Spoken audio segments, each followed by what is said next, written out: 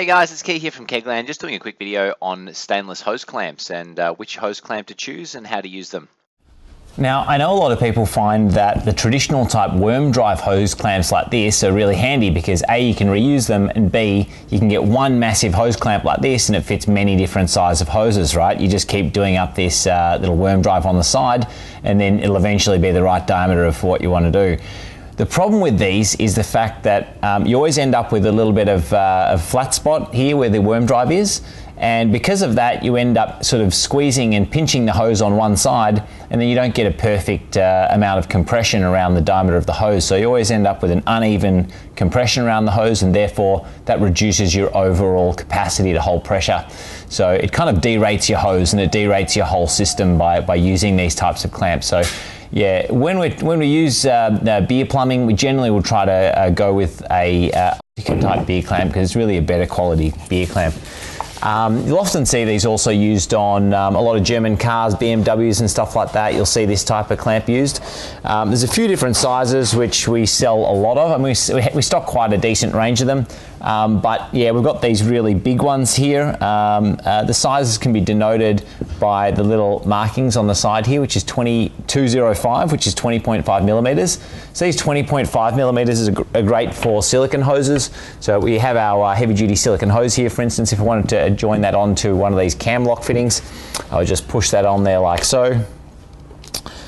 And the other thing is it gives a really neat join as well. So if I put that 20.5 mil clamp on there and just use this clamping tool, so it's just one of these clamping tools here. Don't use one of these won't work. These types of traditional flat, bullnose pliers or the pointy nose pliers, these are not going to be effective. The cutting tool on the side's just not designed for this type of thing. So you really need one of these types of tools. You can use side cutters as well, but we really find these are the best, and we do supply these as well if you need to buy them separately, but most hardware stores will sell these little pincers.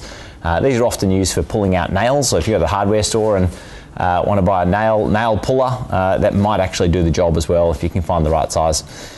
Anyway, yeah, you just put the clamp on the hose like that, you get this tool and you just give it a good press like that, and that's done. So they're really, really fast to fit.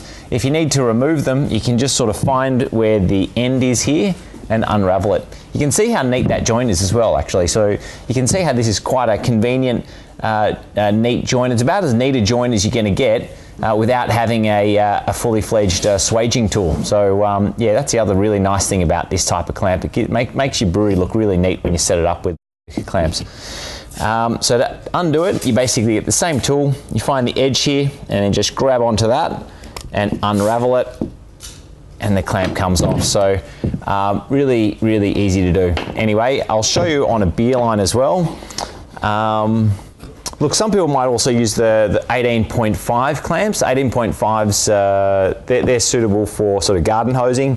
I know a lot of people have these garden hose fittings and they find, oh shit, they always leak. It's pretty annoying. I know mine at home, I get these plastic garden hose fittings, and definitely at the back here, I find that these nuts at the back don't compress it hard enough to really to make the hose join on really well. So actually I removed this plastic coupling, and on my hoses at home I've just actually put the hose directly on the back of the barb here. I use one of these 18.5 mil clamps, and that makes an absolutely watertight fitting. So that's a much better than the one that comes with the fitting from the store. So I think that's a nice one. So the 18.5s are good for that. When you go down to the beer line though, generally most of the beer line that we're supplying to direct draw keg systems is going to be either 4 mil or 5 mil internal diameter with 8 mil OD. So the 9.5 and 10.5 mil clamps are probably the job for that. There's a little bit of a trick. I'm gonna show you the 4 mil ID because this is the hardest one to get onto these barbs. The barbs that we have on most of the home brewing fittings, the outside diameter here is about 6.5 millimeter. So that's pretty standard across the industry. You'll just notice all the ball lock disconnects always have that size, and most of the regulators we sell will have that size as well. But then when you use the 4 mil ID, the internal diameter of our beer line, and this will eventually be the standard beer line we pack with the kegerators. If you have to fit it on the barbs, sometimes you just have to stretch the inside of the beer line open a little bit first. So that's when these trusty needle nose pliers come into play. And what we would normally do with this is just push the needle nose pliers up the beer line like this.